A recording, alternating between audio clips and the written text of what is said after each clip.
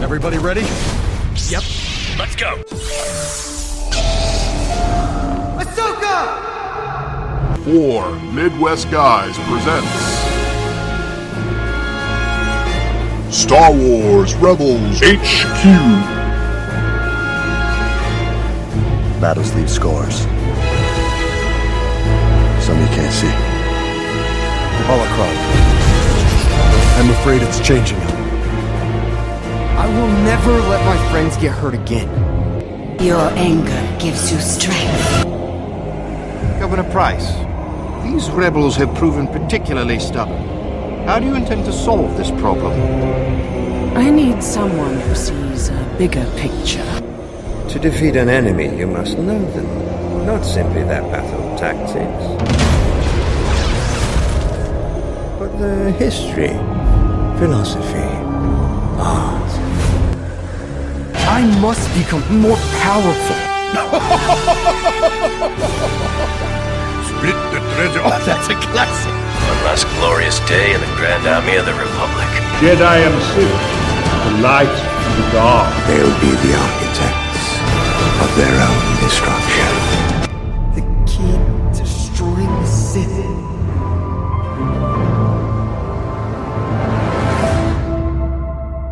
Hello, everybody, and welcome back to 4 Midwest Guys Presents Star Wars Rebels HQ. Tonight we'll be reviewing Season 3, Episodes 12 and 13, The Ghosts of Geonosis, Part 1 and Part 2. With me tonight is Mr. Brian Eckenbauer. What's up? What's going on, B?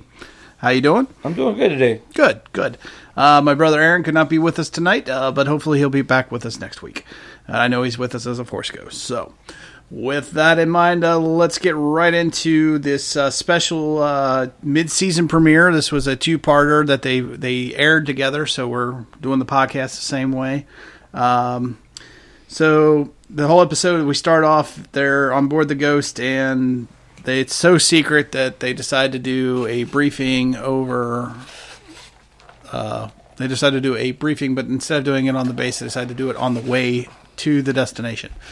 Or while in hyperspace, which is over, transmission wires and lines, and you would think the Empire might get wind of it. Yeah, it was kind of odd. It was like, I wanted to do this in person, and blah blah blah, and it's like, okay, yeah, maybe it's encoded, but why not just, do it at the base and not? I don't know. I guess I had an issue with that.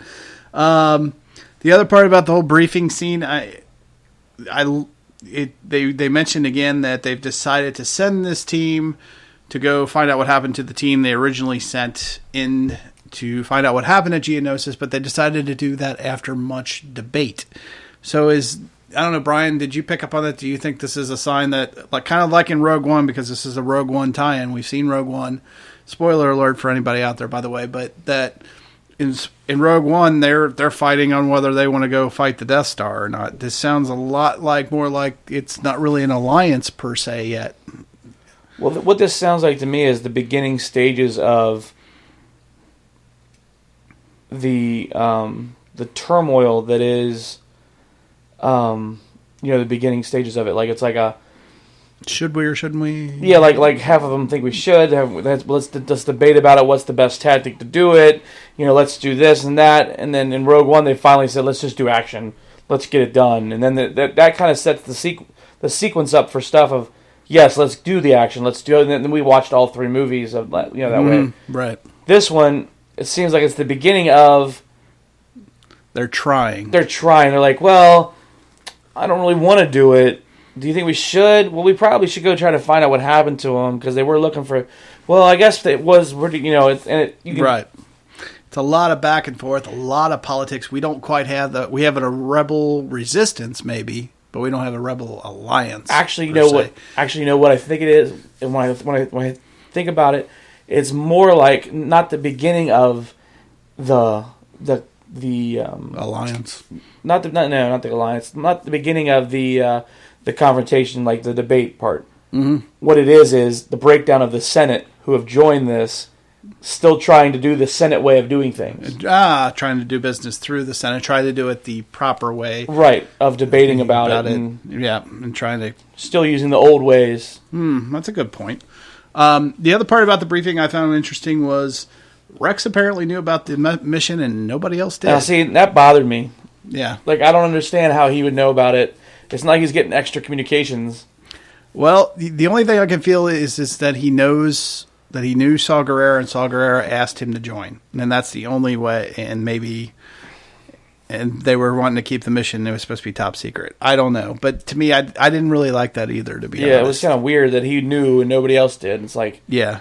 Like, it'd be one thing if, like, Hera knew and nobody else did, or if the Jedis knew and nobody else did. Right. But for Rex to know and nobody else, like, wait a minute, what's going on here? Yeah, it shows you got the Order 66 happening again. Yeah, kind of, yeah. It kind of disturbed me because Rex is kind of part of the, he's part of the crew. He's supposed to be a trusted member, but yet he's privy to information that nobody else is. Suddenly, it's a little unnerving to me. I got to admit. I don't know. So, all right. So let's move on to Geonosis. So we're back on Geonosis once again. That debris field that we saw in Rebels last time, from what we know, is obviously the Death Star. They don't, but we do. Is been cleaned up. Yep, it's gone. It's completely been put together. Yeah, it's been the debris. They've cleaned everything up and / covering everything up here. They're trying to cover their bases, so to speak. They return when they get back. I kind of liked when they hit the planet. We hit the sandstorm again. It kind of reminded me of the Clone Wars battle when they had that. Right. The sand was kicking up. You had the Jedi and the big battle going on. So it was very reminiscent. I did like that. That was kind of a neat point. I like how Rex mentioned that the Clone Wars connection to Saul and how he trained him. So he's reminding you yet again. We talked about it a lot in the last podcast with Visions and Voices, but that there's a lot of Clone Wars history in Rebels. So there's your connection. That Saw Gerrera, not only is Saw Gerrera in Rogue One in the future, what we're seeing right now in Rebels actually takes place 2 years before Rogue One does, as far as the timeline is concerned. So therefore, everything that we're seeing Saul right now is not the Saul you see in Rogue One, but he also is from the Clone Wars. What is the Saul you see in Rogue One? It is the Saul you see. It's a younger version. It's a younger version of him. He's 2 years down the line, but Saul has deeper connections, even going backwards into the Clone Wars. So we first meet him in the Clone Wars episode he's the brother of a resistance fighter against the Separatists, and it was him and his sister Steela. Right. Yeah. That Anakin Skywalker, that Anakin Skywalker, Ahsoka Tano trained along with Rex. And they were training them to be this resistance group on, I think it was Onderon, not Alderaan, but Onderon, I think. Anyway, so here's a character that we're seeing again. So we've seen him in the past, we see him in the future, and now we're seeing him in Rebels in between. It's basically the best way to describe it, and so that our viewers understand what's going on. I also kind of like how they point out quite a few times, and I don't know if you picked up on this, Brian, where they said they kept sealing off the passages and how stale the air was. Right. And how that was kind of... Like yet another one blocked off. Yeah. Almost like it was done on purpose. The purpose. Gee, I wonder why. Could it possibly be for the big giant can of Raid that the Empire used? We'll get to that later. Okay, so the other part, one of the things I want to know is, why is Saul the only one that survived the supposed attack on his group? Why is he the only one that survived? And also, why is he showing no remorse or guilt for anybody in his so-called group or squadron that are now gone? And not only are they gone, there's no bodies. Yeah. Where did they go? Where's the evidence that they were killed by battle droids? Exactly. Yeah. Were they cannibalized? I don't... Eaten by Saul? Is that why he's called Saul? Granted, he already had that name, but... I don't know, but, I'm going to be honest with you. I don't like this guy very much. Neither. The more I learn about him, the less I like him. Like, I didn't like him in Rogue One, and I really started not to like him now. He wasn't that bad in Clone Wars when I saw him. Yeah, but even in Clone Wars, he turned him in, or he went running off, and I can't remember exactly what he did, but he was kind of an ass then. Mm-hmm. he didn't really quite want to be like his sister and at that time, and now he's still being an ass, except I don't know, I don't like him. He's obsessed with finding out what the Empire's up to. Obviously, we know it's about the Death Star, and he doesn't care about he doesn't care about the Geonosians, aka the bugs. He's constantly trying to keep the rebels from leaving, like while they're underground. He's like, "Oh no, stay here. It'll be quicker. You can save your friends if." Yeah, because he wants to further his agenda. Precisely, he's manipulative. He's constantly trying to get his way, and he'll do whatever it takes to go to any extreme to get what he wants. It seems like that comes across very clearly to me. I don't know, Brian. What are your impressions? I mean, he does seem like just a big ass. Yeah. Everything is about him and what his agenda is. If your agenda works with mine, good.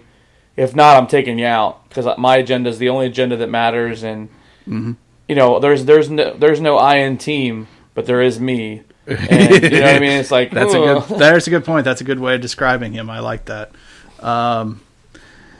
I thought it was kind of interesting, though. We also saw the bugs were using the old battle droid army. He was using that to defend himself. Obviously he was a technician. He helped build the Death Star, so he had enough. They had built the battle droids themselves back in the day, right? So he was maintaining the old battle droids, the destroyers, as well as a shield generator.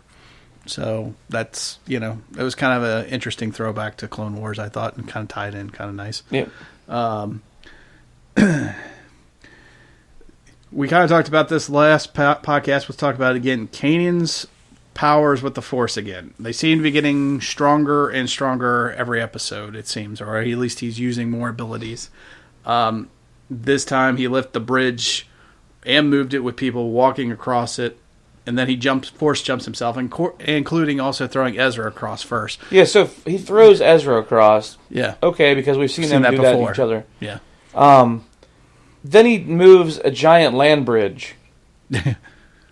And with people walking on it, maneuvers it and hovers it and says, "Get across." Yep. And they get across. Yep. And then he simply just jumps. Force jumps, yeah. All the way across with no issue. And then it's like, okay, let's go. Like, what just happened? Yeah. Kanan was the blind Jedi who, before being blind, no way he could have done any of this. Not that force jump, definitely not the bridge. No. I don't know if it's whether, again, because he's blind and he has to stay with the Force, he has to use the Force, if he's more in tune with the light side of the Force because of it. I don't know, but he's definitely getting a lot stronger. Yeah. And we keep seeing that over and over again. The abilities that he's showing now, he's almost getting to like the Obi-Wan Kenobi level of... Oh, well, it's funny because they do make the joke. Right. And he's like, you're getting more powerful, and he's like, well, he's no Skywalker. Yeah. Oh, yeah. What is it? Saul says, I forgot they could do that, the jump. And he's like, oh, yeah, well, he's no Skywalker. He's like, I heard that, kind of a nice banter, but still, he's getting more powerful. However, that line does bring up a question for me, where they go, he's no Skywalker. He says he heard that. That made me wonder, do you think Kanan knows who Darth Vader really is? Because I would think if they said Skywalker, he'd almost be offended. I guess he kind of was offended, but I think he'd take it personal almost. Well, Ahsoka knew who. I just wonder if she shared that information. But she didn't know until the battle where they kind of split ways. Mm-hmm. Like, she had an inkling about it, but she didn't tell anybody. Well, she saw him in the Jedi Temple, but she never said anything. And that's what I'm saying. Yeah. So, like, she never said anything, and then she found out in the battle that that's who it was. And then they kind of went their separate ways. So I don't think he actually knows that's who Vader is. I think that's who he knows as the person who trained Ahsoka, and right, that he's this famous general, the most powerful, one of the most powerful Jedi ever. Yeah. So he has no idea about the Vader side. Yeah, I agree.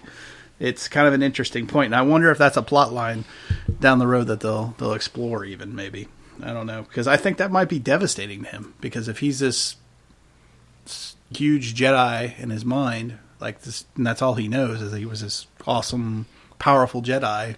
Good guy. Well, I think we're going to get that at the end when we get Kenobi. Yeah, and reveals. And Kenobi will reveal that Anakin is Vader. Yeah.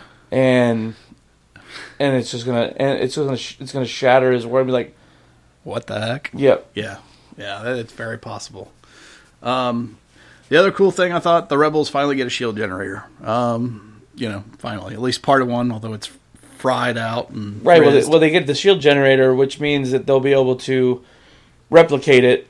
Right. Which means they'll be able to put, is it 3 or 4 of them on Hoth?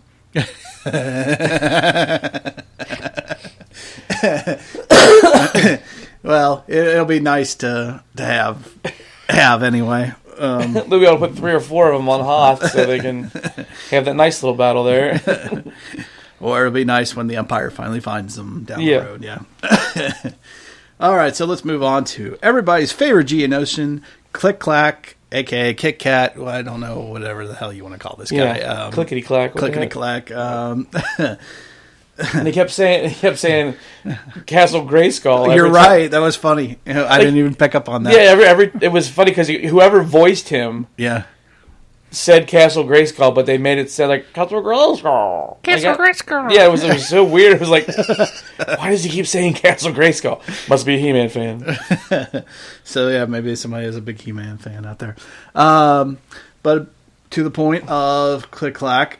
Obviously, he looks very weak, looks very meager, and Saul looks very much like the bully. He puts him in chains, puts him in iron handcuffs. In contrast to that, we have Ezra, the return of the alien / animal whisperer. Right. Do you have a problem with this? Because he keeps going back and forth. You have these moments of absolute rage, kind of like dark side fight, and then yet he has this kind, gentle animal whisperer comes back again. Well, it's one of those like animal rights activists. Yeah, kind of, yeah. like screw you, blah blah blah blah. Oh, look at the puppy. What? That's a good point. I didn't think about it like that. That's funny. So obviously, though, Click Clack does draw them the Death Star, a circle within a circle. But I found it was kind of funny, though. They're like, oh, that must be the ring. Oh, that's the rings of Geonosis. Or that's the rebel. Oh, it's obviously the Empire symbol he's drawing. They keep getting it wrong. You're like, fucking idiots. I know, it's like, no. It's the Death Star. But they don't know what the Death Star is yet. So, we get a reference to Steela. We get to see his sister, a little hologram of her. Yep. So that's another throwback to the Clone Wars and the Clone Wars episode. And it does kind of add a little bit of depth to Saw Gerrera, a little, maybe ever so much that maybe he has a little bit of decency in him. At least you try to understand where he's coming from. Yeah, why he has the vision that he has. Right, and the way he is. He's the loss that he took. Right, he's like, I lost my sister to the Separatists. I lost my planet to the Empire. I'm going to do whatever it takes. Mm-hmm. Yeah, etc. So Saul does he finds the egg, and apparently, I guess, suddenly Captain Rex is a egg expert and says, "Oh, that's a queen egg." Yeah, that's a queen egg. Like, oh, okay, that's a queen egg, and then it's like the whole thing, and like all of a sudden the whole thing shifts from we can find out information from him to we have to leave him here to expand his save his race, and it's like, what? This is crazy. So Saul finds the egg, and mission takes priority over extinction. Extinction. That's good. Sorry. He's just, again, though, it's another thing. He wants him to tell him what the Empire is doing, and it doesn't matter to him what the cost. And eventually they talk him out of it. They talk him back, but still, it's just another example. Even while they're talking to him, another tie back, and Rex tries to be the voice of reason. And he grabs him from behind. And he's like, "Right, you're not in charge, General." Blah blah blah. Like referring back to when he was on the Separatist, whatever. When he was leading his group. His group in Clone Wars. You're not in charge here. And then he just completely overpowers him. And he's like, pfft. Right. And Rex he may be old, but he's a pretty skilled soldier. Yeah. All right, so let's talk about the whole. They start running from the Empire. So the Empire, they set off a proximity alarm or something like that, and sends a Empire cruiser, I guess, to check out what's going on the planet because they want to keep it secret. They decide to go down the hole. They decide to meet in the big hole opening, which is where the land bridges are, and which magically there's no land bridges at all. Well, there are, but you never see the ship breaking through them for some reason. Well, that's what I'm saying. Yeah. So there was 2 or 3. There was at least 3 or 4 of them above them, and a couple below them, and then the one that they broke off to use is the one. Then that one fell. Right. But this ship just goes right in, and it looks on screen. It is the entire size of this hole, and it just slowly goes down. Totally descending. But it doesn't hit anything. Doesn't hit any of the land bridges. Yeah, I had a big problem with this whole, and we'll go into it here as we go through it step by step almost, but I just don't understand why I could understand them going to the bridge and stopping where they're at, but why not just go right back up and take off? And leave. But they decide to keep descending. Right, because Click Clack said to. Yeah, or he got his way because that's the thing to do. Because that's what happens when you're the last one of your race is you get to do whatever you want to do. What does Click Clack want to do? I think was one of the things that Harris said. And it's like, well, Click Clack wants to get the fuck away from you. That's what he wants to do. All right. But one of the cool parts we finally get actual flying stormtroopers. Not Mandalorians, just flying stormtroopers. Yeah, what they call them, rocket troopers? Rocket troopers or something, yeah, something cool like that. But the other part we got to see, which I thought was cool, is we got to see Sabine. Holy crap. And that's when I made that comment. I was like, man, she's becoming a badass. Big time. And even Ezra said, I want one of those. Well, before that, he goes, as soon as she came out, and Saul was like, oh, the rocket, blah, blah, blah. And the door opened, and Sabine flew out, and he goes, those guys are in trouble now. Because he knew. Yeah. Yeah, it was a really cool scene. I love, obviously, she got the jetpack fixed that she got from a few episodes back. Again, showing a lot of Jedi ability with the flipping, especially using the jetpack and the flying and maneuvering herself through, and how she took out the stormtroopers. It just, again, more Jedi-like abilities, which, again, we brought up in the last podcast, and I'll throw out spoiler alert. But is she Kenobi's daughter? I mean, that's a very good possibility that she could be Kenobi's daughter. Yeah. I don't know how far it goes past that. We talked about it in the last one. Yeah. I don't know how far that lineage is going to go past Sabine, but Sabine could be a Kenobi. A Kenobi. Or she just, even for a Mando, and I know Mandos are very highly skilled warriors, I get that. But she seems to have another level. Mm-hmm. The way the flips, the way she maneuvers, or just the way she seems to be ahead of the game. Now, it would have been really, if she would have done all those flips and stuff, and when she landed, she pulled out the Darksaber. That would have been awesome. And you're like, oh my God. Right, yeah. I mean, I think one of the things we always wanted when we played with our figurines is the one thing that, what was the one thing that Boba Fett was missing?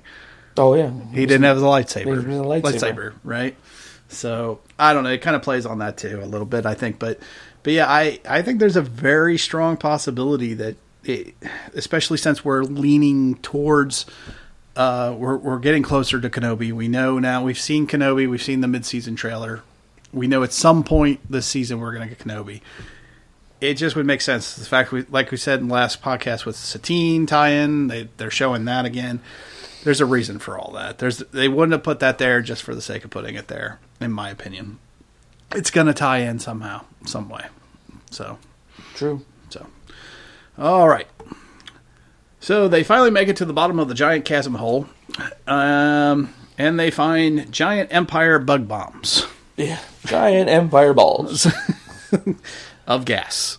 Yeah, or they're now empty. So they assume that that's the picture that he was drawing. Yeah, again, they're not the Death Star, but that's obviously what he was drawing. Yeah, he was drawing those balls. That's what he meant. Nah. I don't know. What did you think of the fact that the Empire killed a bunch of bugs with a bunch of Empire big raid bug bomb? I kind of figured that was kind of be what it was, because I wouldn't see them, going in there with all the troops.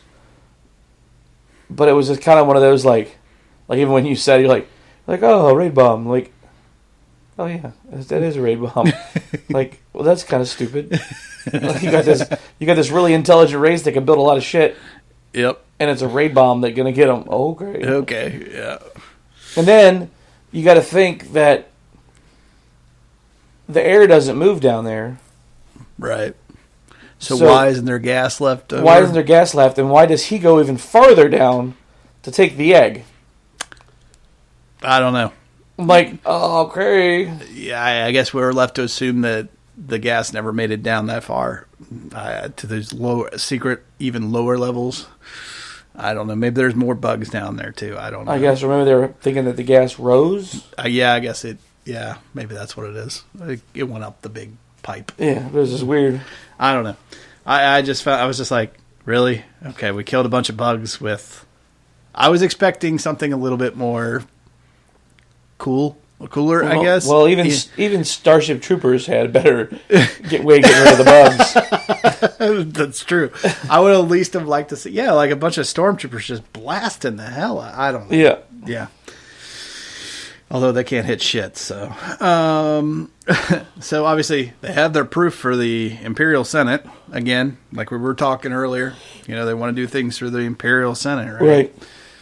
Although, when I think about that, though, you got to think Palpatine is a master of manipulation. He put himself in the power. He created the Empire. Even if they presented evidence, even if they had it and they put it in the middle of the Senate, I think he'd find a way to squash it and say that it's not true. Or you could have made those. Right, this is obviously propaganda. Or this was a separatist, blah, blah, blah. Right, exactly. I don't know. All right. So then they blast their way up. So after going all the way to the bottom of the chasm, they finally point the Ghost up in an upward position, in a ballistic position, and blast their way out through the ship. And they lose the bug. Well, they lose the bug bombs on the bottom of the ship. But I don't know why they don't do that in the first place. I don't know why you descend and then decide to block. I know the ship came over top, and that's why she did it. But I don't know. To me, I don't know. I just had a problem with the descension. Well, yeah, because they were descending past that. Before Click-Clack even wanted to go to the bottom. Yeah, they were already just kept like they were falling, like a free fall. Yeah, just kind of. And we're like, because we're watching, we're like, why are they free falling? Like, why are they keep going down? They know the ship is coming. Why are they going down further? Right. And then my other issue with that is when they blow through the other ship, right? Because they blast it with proton torpedoes, which is like, what are we watching, Star Trek here, or whatever? Yeah. So they blast through the ship. And they go straight through the ship, and you watch it go through the ship. Mm-hmm. Why does that ship not crash? Why is it still in one piece for the general to give, that Yeah. It's like, well, how is that even possible? Well, I know that it all happened very quickly, but you would think some of the debris would start to descend on the Ghost just a little bit. Yep. I know they're like the Millennium Falcon. They're trying to, come out of the exploding Death Star or whatever, but still. I mean, because they showed the rocks falling, and then they showed them blowing up the rocks, shooting the rocks as they were going up. But when you when you're shooting into the ship, and the metal should have been falling too. Yeah. And they go through the ship. Yeah. And the ship doesn't start crashing or anything, because if something goes through my ship, I'm thinking that I'm crashing, which means alarms are going off and everything else. Yeah. But she just looks up. She looks like, I don't know, it was really weird. And they're not even that far off the ground. I mean, they're hovering maybe 100, couple hundred feet. I don't know. I know it's not science fiction. It's fantasy, but still, I don't know. It made for a cool exit, but I guess my mind, I couldn't release from reality for a second on that one. Suspension of disbelief did not work. All right. So at the end, they try to make Saul not to be such a big asshole at the end, saying, obviously he's still better than the Empire, and right. Even though he's not fighting for the same cause as we are, he's not the Empire, and we'll have to be happy with that. And all of our allies are not going to have the same that we have. You're going to find, from a certain point of view, blah blah blah. That's right, basically what I was thinking. Yeah, I'm like, okay, all right, so yeah. All right, so I think we've dissected this episode pretty well. So let's just get into final thoughts and grades.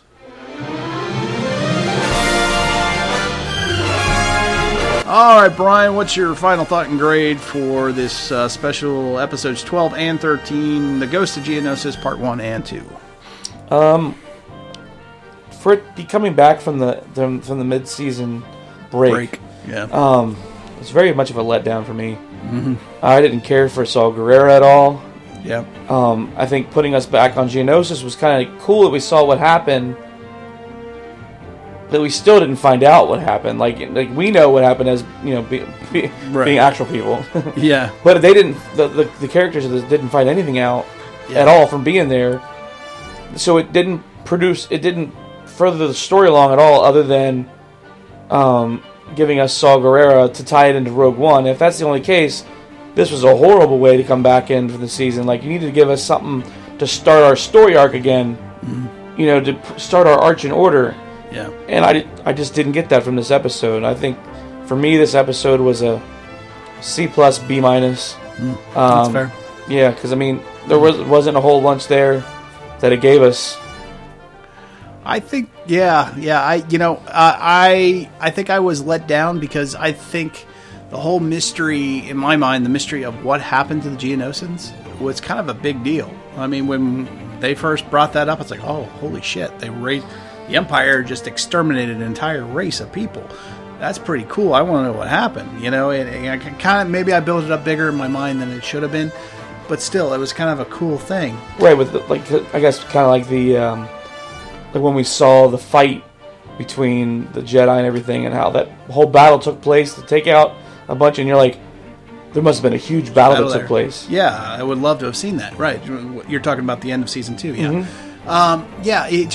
I had this whole thing built up in my head, and I was like, I would love to have gotten a little bit more depth than just we dropped a bunch of canisters and we closed up some holes and we bug bombed the place to death. It was that, to me, that's how it felt. It was kind of a real big letdown from that. And I was also kind of expecting, because we're coming off Rogue One, and because Saw Gerrera is there, that at least they left maybe just a breadcrumb, other than a couple circles that they misinterpreted in the sand, as to, something that might lead Saw off to his next mission to try to find another piece of the puzzle, as to what the Death Star. They'll probably do that down the line, but I would like to have seen Saw do that, because I think that was what Saw was doing, the whole time. At least that's what I told myself after watching Rogue One, and then he kind of gives up, spoiler alert, but at the end it passes that on to his mission onto Jin. Mm-hmm. So there was a lot of high hopes going into the episode, especially being a two-parter. I thought we were going to get some really in-depth stuff, and we didn't really. It was just kind of, really, they could have, this is the one time I'll say they could have done this episode in probably one episode, and it would have been just fine. Right. I was thinking, as we're doing this podcast or watching the show, it seems to me that the mid-season finale needed to be 2 parts. Yes. And this one needed to be 1 part. 1 part, yeah. I'm not saying it was a bad episode, but I will be honest, I will probably just have to say that, sorry, I got a little pop-up there that said it was going to do a virus scan and shut down my computer, which I canceled in time, hopefully. But yeah, I was just expecting more, and again, they could have done it in 1 episode and I would have been fine, I think, with it. I would have been still let down, but would have been fine. So overall, my grade is going to be B- as well. Maybe C+, borderline C+. I'll give it a B-. It did give us a little bit more on Saw, although so far I'm not really digging Saw Gerrera all that much. Me neither. So far. So me neither. So all right. So where can you find 4 Midwest Guys? You can go to Google, type in the number 4 Midwest Guys. That'll bring up our Facebook account, our YouTube account, Twitter account, as well as our Podbean, which is where we host all of our podcasts off of. The YouTube channel we also have available. We also put our podcasts up there. So plenty of ways to follow us, plenty of ways to reach out to us. You can also get us on email, number 4 midwestguys@gmail.com. Reach out to us. Brian, I know you have your Twitter account as well. Mm-hmm. At AnkZone. Okay, and you can find me as well at bwilly1977 as well. I love to talk Star Wars. I'd love to talk about the programming. If you got any issues, reach out to us. Let us know how we're doing. All right, well, Mr. Eric Bauer, thanks for joining us. Hey, thanks for having me, man. Absolutely, and for B. Willie saying, may the Force be with you always.